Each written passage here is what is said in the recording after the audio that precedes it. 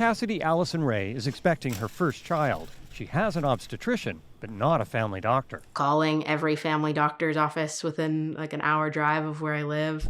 She recently wound up in the ER for what turned out to be an ear infection. Felt really wrong because ERs are not for this type of care. They're for emergencies, and an ear infection really isn't that, but I really felt like I had no other option. She's far from alone. A new report shows roughly 15% of all ER visits in Canada last year were for minor conditions. For children aged 2 to 9, it's even higher, at more than 25%. It's telling us that Canadians are having challenges accessing primary care in the community. People are also more likely to go to the ER for minor ailments if they live in rural areas or don't have a family doctor.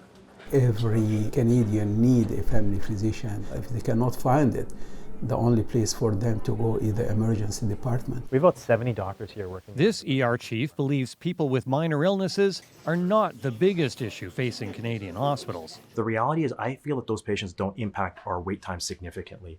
That's because ER staff triage patients and put people with minor illnesses at the back of the queue.